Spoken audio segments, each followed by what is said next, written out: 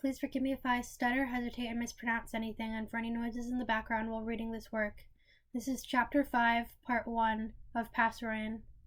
Trigger warnings for death and depictions of grief. He first held Tommy in a sunlit room. He'd come earlier than expected, and was such a small thing, so much smaller than his brother had been. The midwives had told them there was a chance they could lose him within the hour, and his wife had cradled the newborn against her chest, sobbing against his pale skin. "My baby," she cried, "my little fighter. Be brave, Tommy, be strong." But Tommy was so still in his mother's arms. Philza had stood at her bedside, watching her coo and cry at the baby that did not stir. He had lived 1,000,000 lives, and all its miseries combined could not compare to the pain of being a mourner at his son's birth-bed, and at the minutes churned on, heedless of the growing abyss inside his chest, he found that he could not even cry. It was a sadness too big for tears, a grief too infinite to measure. And when his wife had offered the baby to him, to give him a chance at saying goodbyes despite her own despair, Philza did something that he would never forgive himself for. He hesitated. He looked at the silent bundle in her arms, dead before he could even live, and felt the fracture in his heart grow. This was the fate of humanity. Eventually, it did not matter if Tommy lived to the next year, the next decade, or the next breath. He could still one day die, bitter and numb and hateful of the world. Philza wondered if it was better that Tommy died now, before Phil could grow to love him more. People mourned the beauty of a wilting rose, but an unblooming bud would give a quieter heartache. But Tommy wasn't a flower. He was Tommy. He was Phil's son, and he loved him now as much as he could love him later, though later might never come. But his arms were made of stone. They would not rise as much as he willed them to. If he held Tommy now, he knew he would never let go. He would follow this baby to his grave. And then there he was, sneaking past the guards and the midwives, passing under the grieving god's notice.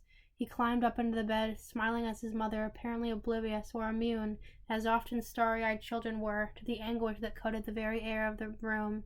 "Is this my brother?" Wilbur asked, leaning over the baby in his mother's arms. "May I hold him, Mother?"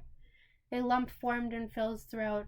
He turned away before Wilbur could catch sight of his face, and when he turned back around, Wilbur had Tommy in his gentle crook of his arms. The sunlight slanted over them, and Phil wanted to remember them like that forever. His two beautiful sons, immortalized in gold, Wilbur's earth-brown curls, and his expression as he bent over the baby, murmuring something Phil almost didn't catch, and the baby began to cry. Wilbur pulled back, astonished, his face drawn in awe. "What is it?" he asked frantically. "Did I do something wrong?" "No," Phil sobbed, pulling to his knees before the three of them, his lovely laughing wife, his kind bewildered Wilbur, and his loud shrieking Tommy. "You did everything right, my boy. You are perfect." Now Wilbur held his brother, a baby no longer but still so small, to his chest as they walked through the quiet, empty camp. Wilbur spoke the words he'd first spoken to his brother all those years ago, over and over, like an enchantment or a prayer to bring him back to life once more. "I will love you forever. I will love you forever. I will love you forever." But this time Tommy did not wake, and Philza was still made of stone. He walked the ruins alone. Night had already fallen, but the moon and stars were hidden by the heavy clouds, cloaking the earth in darkness. The sky itself was in mourning. Tubbo moved through the gloom, the torch in his hand creating shadows that seemed to reach out towards him like a helpless ghost. He stepped mindlessly over the rubble, his feet meeting dirt and stone, and sometimes the flesh of a fallen comrade or an enemy. But did that matter any more? That they had not been as lucky as him? His ears were still ringing from the explosions, and his bones felt like a house of cards one whisper away from collapsing. But he was alive, when all the others were not. When the dust had settled and the survivors had come crawling out of the wreckage, Tubbo had counted. They had been warned, of course. They had heard of the king's signal and ran as fast as they could, but not all of them were fast enough.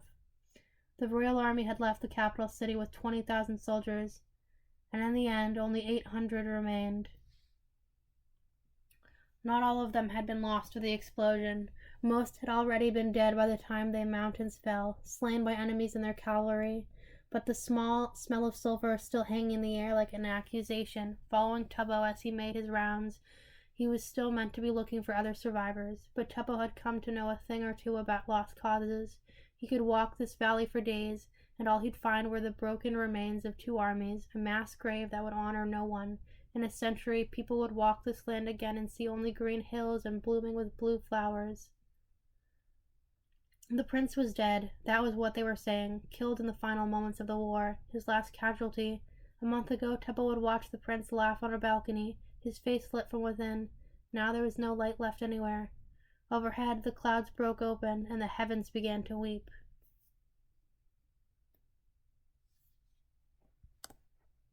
It was raining outside. Techno could hear raindrops pounding against the roof of the tent and creeping through the cracks. The boundless cold he felt was from something else entirely. He collapsed on the ground at the moment they'd entered the tent, shivering with his arms around his knees, unable to feel anything beyond the relentless chill. It felt as if his bloodstream had frozen over, with brutal icicles stabbing into him from the inside out. And when he tried to duck his head into the dark embrace of his arms, a single blue petal had fallen against his skin. No, he ran his hands roughly through his hair, pulling pink strands out from roots, in his desperation to remove the last of the morning glories out of the tangles of his braid. Blood flowed from the place where his fingernails scraped against his scalp, but Techno found that he didn't care. He couldn't care. The whole world could burn around him, and all he would be thinking about were the flowers still caught in his hair, their saccharine scent like a poison in his lungs. He clutched the flowers in his hands, blood-stained and trembling, and threw them as far across the room as he could, where they landed at the feet of the king. Wilbur sat at the cot his brother slept, used to sleep in, clutching the broken boy to his chest. He was rocking back and forth, muttering words Techno could not comprehend as he pushed his hair back from Tommy's pale, unmoving face.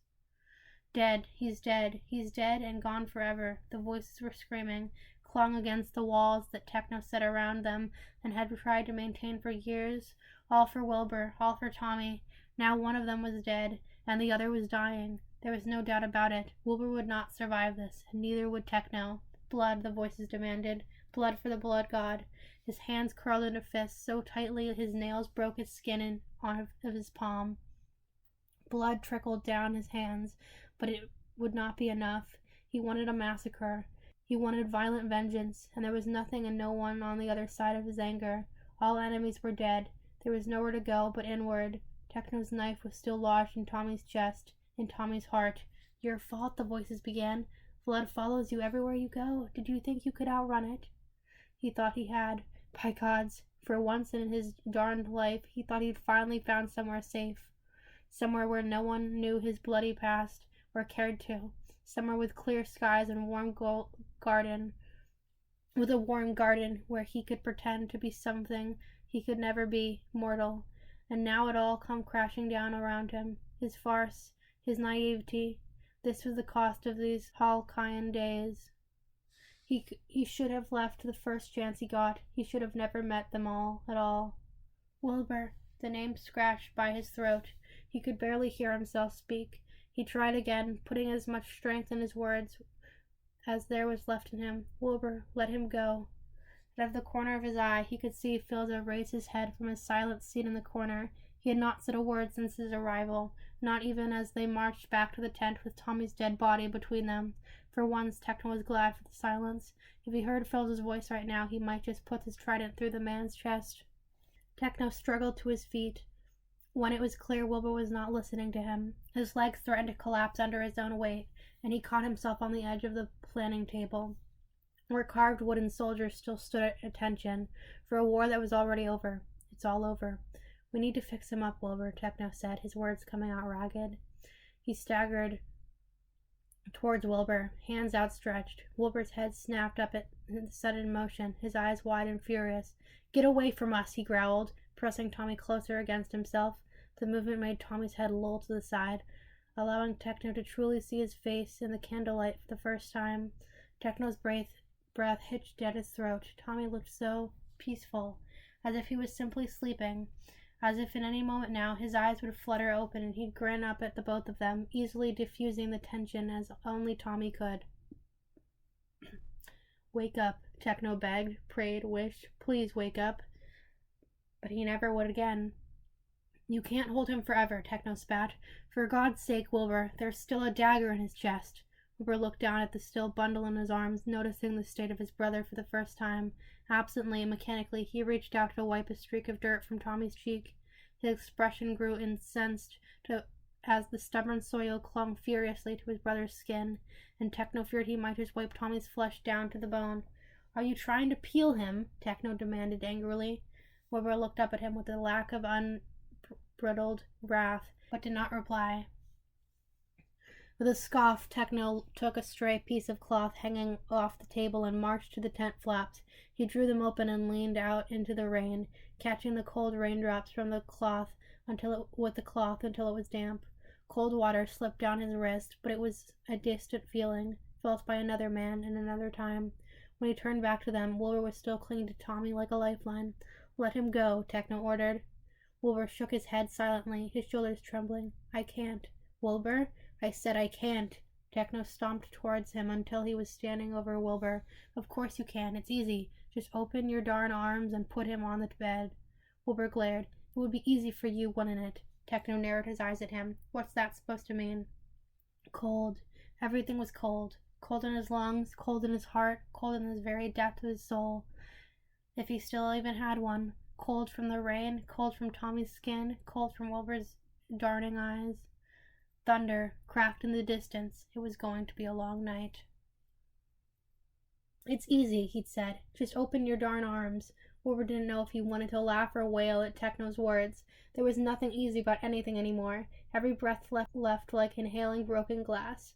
Every thought was a raging shriek. There was blood in his mouth from where he'd bitten the inside of his cheek just to keep himself from screaming.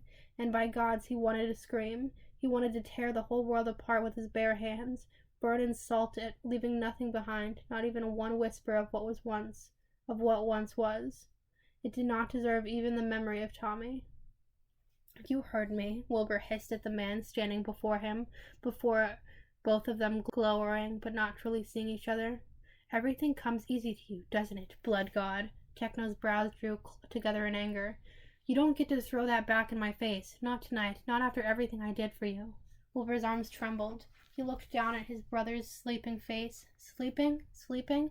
He isn't sleeping. He's dead. Dead. With a rattling breath, Wilbur traced the curve of Tommy's cheek, stopping where it used to be a dimple, when he smiled, and when Wilbur looked down, at where the knife still jutted out of his chest like a violent reminder, fresh tears stung his eyes, and he tried desperately to blink them away before they could fall, and still a rebel tear found its way down his face, carving his dirty cheek in half. Death, such a small word for such a big thing. Wilbur hadn't even wanted Tommy on the battlefield in the first place. He had planned to leave Tommy at the castle, where he would be safe, behind halls and his own personal army of guards, but Techno, goodness darned Techno, had talked him out of it. Tommy is stronger than you'd like to admit, Techno had said, and smarter than anyone gives him credit for, and if you leave him behind, you will not only lose an irreplaceable asset, you will lose your brother's love. You don't stand there and tell me that Tommy will allow you to fight this war without him. What will you do when he inevitably protests? Lock him in his bedroom? Shackle him to the wall? You tried to protect him once before, and look where that got you. And so Wilbur had taken his brother to the front lines, ordered the tailors to make him a uniform that Wilbur would have killed to never see him wear, and then he'd sent his brother, his baby brother, his Tommy, off to the slaughter. Now he was dead, dead in the red and blue colors of the family that failed him one last time. No, the voices hissed, not your family.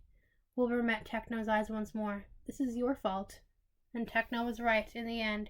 It was darn easy for Wilbur to stand, open his arms, and place Tommy down on the cot, before his body had moved on its own, but this time every action was deliberate. Deliberately he shrugged up his torn and bloody coat and put it over Tommy to keep him warm, if warmth was something dead bodies still felt.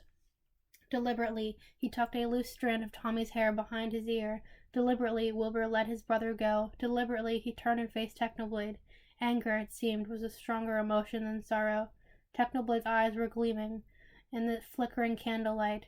He still held a wet cloth in his hand, but he clutched it fiercely. Wilbur would not be surprised if it was merely shredded by now. Be very careful, Techno drawled, of what you're about to say to me, Wilbur. You told me to bring him here. Wilbur flung the accusation like an arrow from a bow, watching it strike its mark.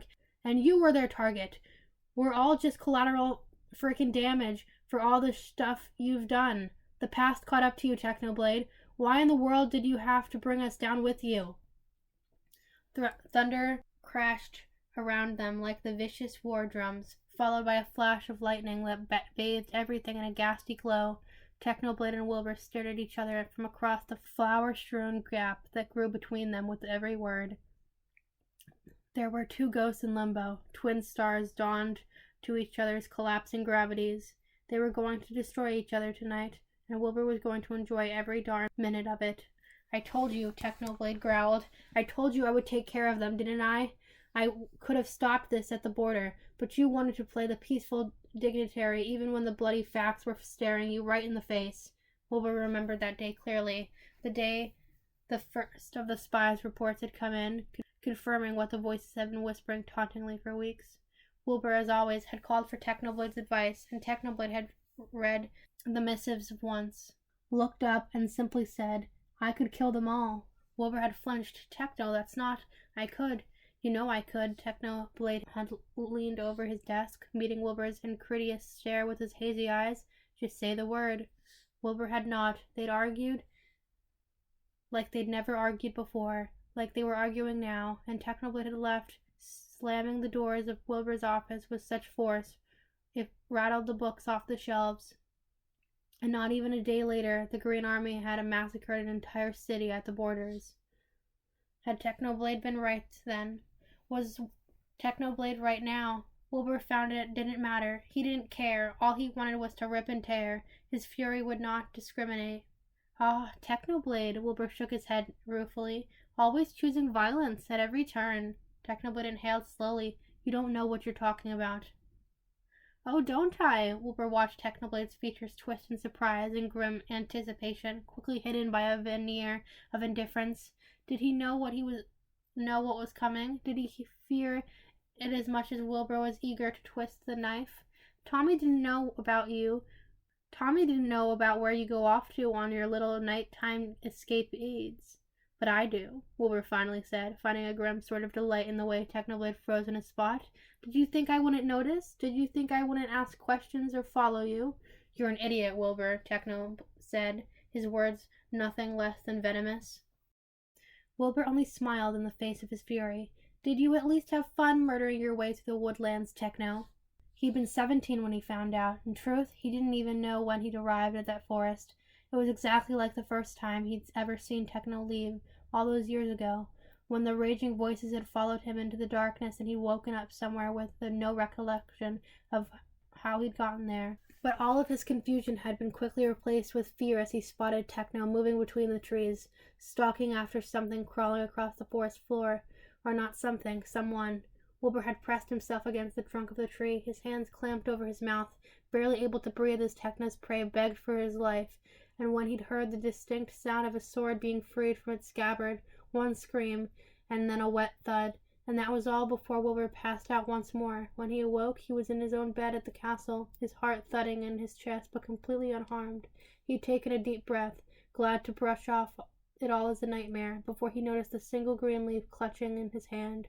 He'd never spoken of it until now. Go on, then, Wilbur said as Technoblade simply stared at him, breathing heavily. Tell me you've changed. Tell me you don't know what I'm talking about. Tell me you aren't the same bloodthirsty god from the stories. I expected you, of all people, to understand. Technoblade's voice sounded strained, like a taut rope, one pull away from unraveling. You know the voices. They don't let go. They demand their fill, Wilbur, and sometimes it's unstoppable. But I've been trying so goodness darned hard. There it was, the crack, a hairline fracture slowly fissuring into something more. If you really were following me, you should have known I haven't killed anyone for years before today. I stopped. I fought the voices off, even if it took everything from me. You think you got me pegged, Wilbur? All you needed to define me by was you and Tommy. But go ahead and find another definition if that's what makes you happy. Let's see if I still have anything left in me to care. That made Wilbur pause, if only for a second. Then where have you been going? Looking for your father, Technoblade spat, and the words fall between them like a dead weight. Wilbur turned towards the man in question, but his father had not moved in ages, stuck sitting in his head with his head in his hands, oblivious to the thunderstorm around him. Not one word, not one move. Of course, he thought bitterly, taking in his father's slumped shoulders and the obsidian wings tucked close around him. Why would I expect anything different? Wilbur wanted to feel angry at him, wanted his vision to go red every time he caught a glimpse of his father's golden hair in his periphery. But he only had his pity. Wilbur had not seen his father in years, but looking at him now, he didn't see the cold, distant king of the past.